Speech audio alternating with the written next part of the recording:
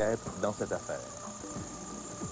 En Saskatchewan, Robert Latimer veut poursuivre sa bataille en Cour suprême du Canada.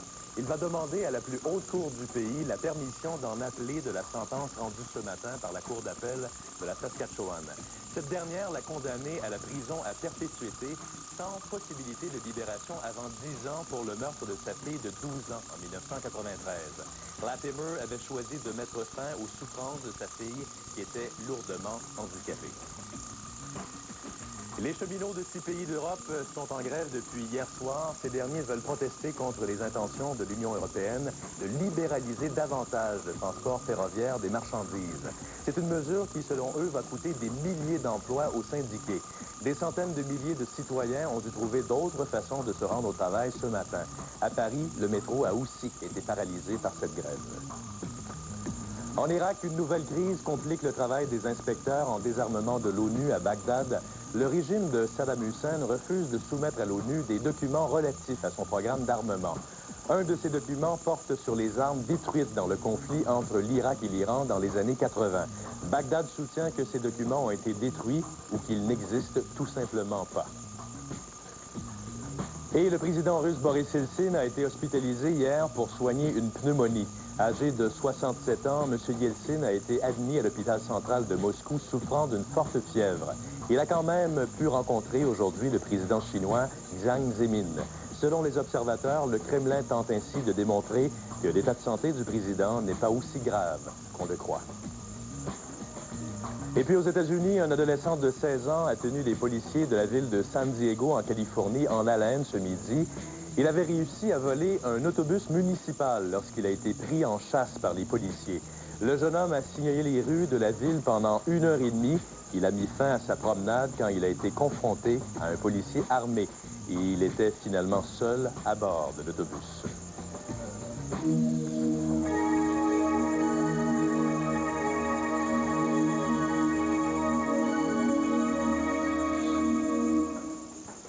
Ah, mais quelle surprise! Voici le volume d'un steak à la Cano Sport.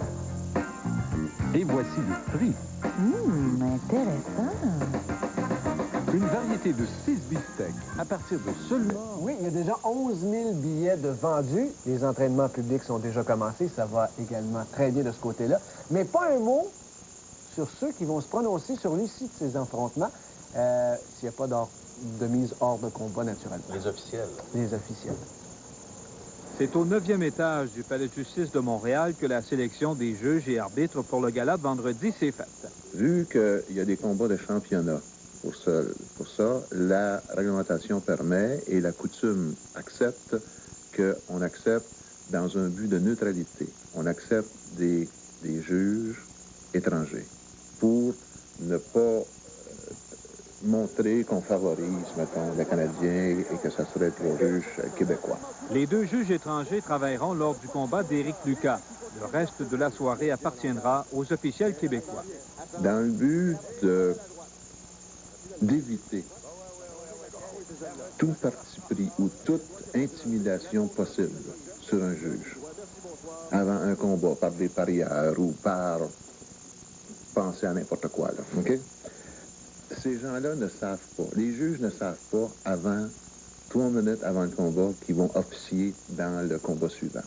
Pour le cas des arbitres, ils ne savent pas avant, peut-être 1 heure avant, dans quel combat ils vont officier. Et dans le cas des arbitres, on prévoit 1 heure avant parce qu'ils doivent rencontrer les boxeurs dans la chambre pour expliquer les règles, leur donner des directives. Qui jugera ou arbitrera tel combat, c'est une question de style. Il y a des juges qui ont tendance à favoriser des boxeurs, tandis que d'autres ont tendance à favoriser des bagarreurs ou des sluggers. Fait que on tente, autant que faire se peut, si c'est un bagarreur contre un boxeur, de ne pas placer ces gens-là dans cette situation-là. On les connaît, nos juges, et on tente de ne pas faire ça. Pour ce qui est des arbitres, ça ne s'applique pas parce que les arbitres doivent composer avec les 2 genres de style. Est-ce que les responsables de la régie sont sensibles aux récriminations des gérants sur le choix des officiels? Qu'il s'agit qu'il me suggère quelqu'un pour que je le prenne pas. C'est pas lui qui va venir nous dicter, c'est nous autres qui sont les personnes responsables de s'assurer que ça va être un combat qui va être jugé selon toute la neutralité possible et que c'est réellement le gagnant qui va gagner. Il n'y a que 2 Québécois suffisamment qualifiés pour travailler lors des 2 finales de vendredi, Denis Langlois et Tony Grivello. Celui qui va arbitrer la grande finale, celle de Willett Hilton, ne touchera que 125 $ car il n'y a qu'un titre canadien en jeu, tandis que l'autre qui va travailler sur le combat Lucas Villoria va toucher 600 $ car il y a un titre de la WBC internationale en jeu. C'est là l'une des bizarreries du monde de la boxe professionnelle. Michel Villeneuve, TQS Sport, Montréal. Stéphane Talbot s'est qualifié de justesse aujourd'hui pour le circuit européen de la PGA. Talbot a joué sa plus mauvaise ronde de ses 6 de qualification en Espagne. Il a remis une carte de 77 pour un total de 437 après 6 rondes. Il se retrouve à égalité au 35e rang avec 3 autres golfeurs. L'Anglais de 18 ans, Justin Rose, qui avait fait sensation au British Open, n'a pas réussi à se qualifier. Seront également aujourd'hui si Greg Matthews s'est qualifié pour la PGA américaine. Il est probablement sur le terrain présentement, donc on aura plus de détails au cours de la journée. À tout à l'heure, François. Merci. La Société générale de financement du Québec rapatrie au Québec une ancienne filiale de Spar Aerospace, ce qui créera 75 emplois dans la grande région de Montréal. La SGF et NSI Communication ont annoncé ce matin l'acquisition de la division satellite Global Access de l'entreprise Comstream. Ainsi, la SGF investit 13 millions de dollars dans NSI et acquiert une participation de 42 % dans l'entreprise. NSI œuvre dans le domaine des télécommunications terrestres par satellite. Elle se spécialise dans la conception, la fabrication et l'intégration de systèmes de télécommunications. Dimanche, le 18 octobre 1998, à 22h20, le suspect se rend à la station-service Esso, située au 6270 de la rue Louis-Hippolyte Lafontaine, pour y commettre un vol qualifié. Le suspect se dirige directement à la caisse et exige qu'on lui remette l'argent. Le voleur a ensuite pris la fuite en direction ouest sur la rue Beaubien. Le suspect est un homme de race blanche, âgé d'environ 40 ans. Il parlait français, mesurait environ 1,65 m et pesait près de 75 kg. Il avait les cheveux foncés courts et portait une moustache. Il portait aussi des jeans bleus et une chemise en denim bleu. À noter que jeudi le 20 août 1998, à 1h37, le même suspect aurait commis un vol au même endroit en simulant une arme. Pour tout renseignement pouvant mener à l'arrestation du suspect, composez dès maintenant le 393-1133. Cette nuit, on aura droit à de la pluie, demain à des nuages et mercredi à des passages nuageux. La preuve? Et autre grève de la faim pour un accidenté du travail.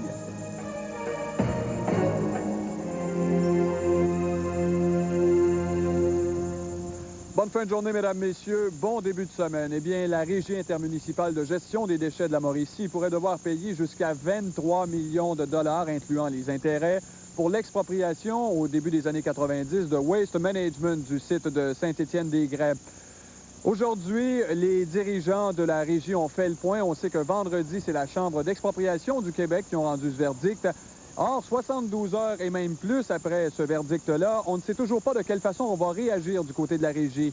Caroline Brochu a assisté au point de presse des dirigeants de la Régie. Alors, Caroline, est-ce qu'on pourrait, par exemple, aller jusqu'en appel? Eh bien, tout d'abord, Pierre, pour ce qui est du jugement de la Chambre d'expropriation, soit de verser 21 millions de dollars. La Régie s'est évidemment déçue. Elle dit cependant que ce n'est pas un montant catastrophique. Pour ce qui est d'aller en appel, la décision n'a toujours pas été prise. Vous le mentionnez tout à l'heure, ça fait 8 ans que cette saga judiciaire dure. Alors, il y a beaucoup de choses à évaluer. La Régie a d'ailleurs demandé à des aviseurs légaux d'étudier le dossier. Ensuite, il y aura prise de décision. Ensuite, évidemment, il y aura rencontre avec les membres du CA et les intervenants des 26 municipalités concernées. On devrait connaître la décision au cours des 2 prochaines semaines. J'ai toutefois demandé au président de la Régie ses premières impressions face à la possibilité d'aller en appel. Alors, je vous invite à l'écouter.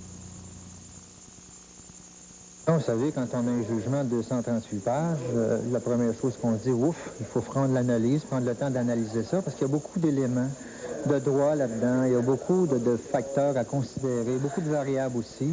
Alors, il faut prendre le temps. Ma première impression, je serais Je vous mentirais si je disais qu'on va en appeler. Je ne peux pas dire ça. Il faut vraiment faire l'analyse et c'est ce mandat qu'on a donné à notre procureur, de prendre le temps d'analyser ça et de nous donner vraiment les bonnes orientations qu'il faut.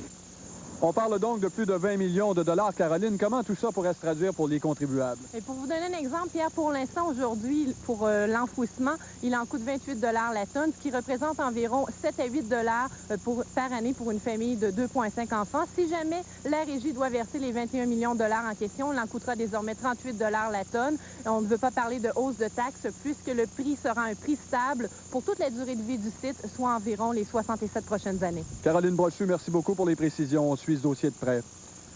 Maintenant, le grand mérois Robert Tremblay reprend sa grève de la faim devant les bureaux de la CSST à Trois-Rivières. À la fin octobre, il avait fait la même démarche et la CSST l'avait invité à aller chercher une autre expertise médicale. M. Tremblay souffre de troubles nerveux depuis qu'il a été intoxiqué aux fibres de verre à la fin des années 80 chez Cadorette Marine où il était soudeur. La CSST a toujours reconnu sa maladie, mais pas les symptômes. D'ailleurs, le plus récent diagnostic confirme le précédent. Les démarches normales, ça coûte assez cher. Il faut descendre les médecins, tout. Les spécialistes, c'est tous de Montréal.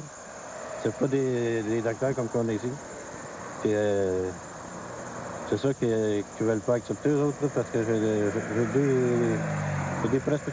des prescriptions médicales que je devrais avoir comme traitement. Et justement, je n'y ai pas droit parce que ça me coûte trop cher. Parce que les autres ne veulent pas y payer.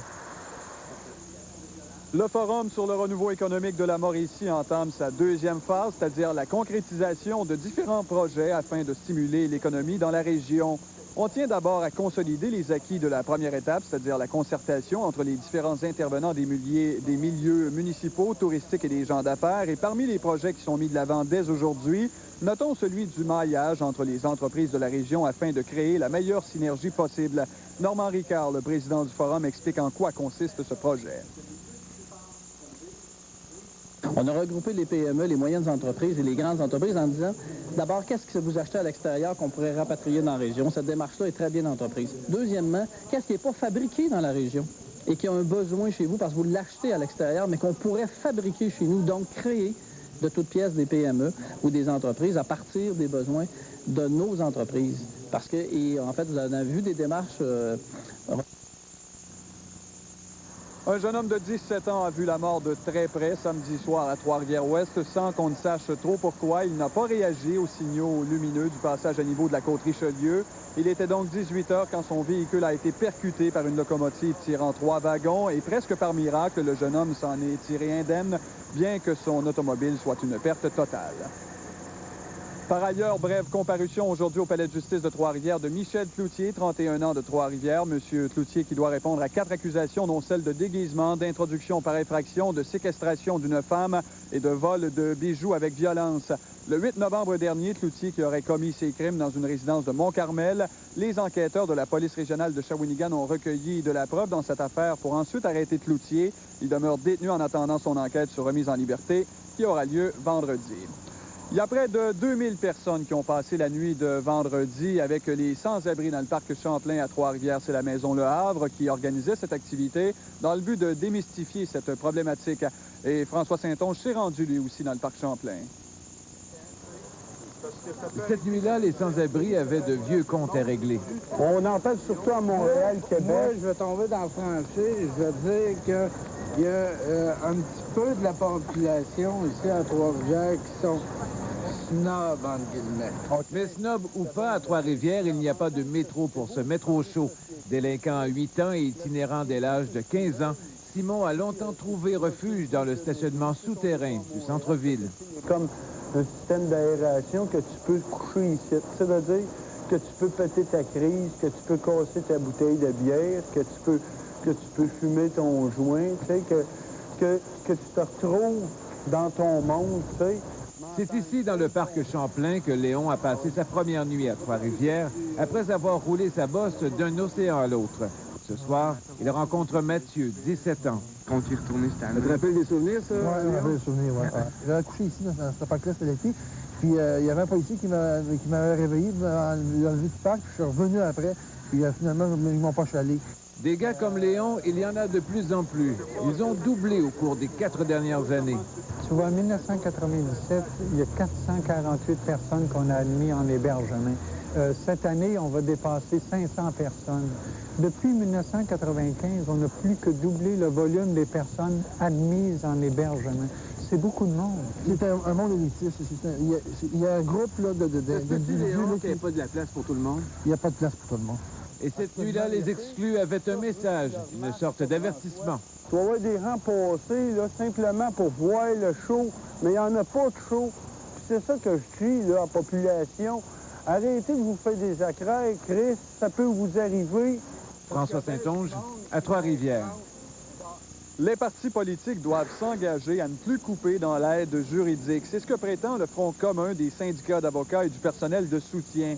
Dans la région, on dénombre 27 employés de soutien et 19 avocats dans 6 bureaux, et en avoir moins que ça est impensable. Selon Maître Pierre Gamache, président du syndicat des avocats, la cause de l'aide juridique est aussi prioritaire que la restauration du palais de justice trifluvien au coût de 14 millions de dollars. C'est sûr que ça fait longtemps que les avocats veulent un nouveau palais de justice, mais chez nous, ça prend du monde pour être dans ces palais de justice-là, pour défendre la population, surtout les plus démunis. C'est notre mandat à nous. Alors, je pense que c'est aussi important. Qu'est-ce que vous attendez des candidats dans cette campagne électorale? J'aimerais qu'ils prennent position, qu'ils nous disent, probablement s'ils connaissent ce qu'on vit là, principalement comme difficulté, puis ils sont prêts à s'engager à nous dire, mais nous autres, on ne vous touchera plus à ces compressions-là, faire en sorte que ça survive, puis que les gens les plus démunis puissent bénéficier d'un avocat le plus rapidement possible. Puis... Québec accorde 2 subventions de 50 000 $ à la table de concertation du mouvement des femmes de la Mauricie. C'est la ministre de l'Emploi et responsable de la condition féminine, Louise Arel, qui en a fait l'annonce avec le ministre Guy Julien. Le premier 50 000 va permettre à la table de concertation de défendre et de promouvoir les droits et les intérêts des femmes, alors que le deuxième, lui, va servir à une recherche portant sur les besoins de concertation. Elles sont chefs de file ici. Bon, il y a des tables régionales partout au Québec.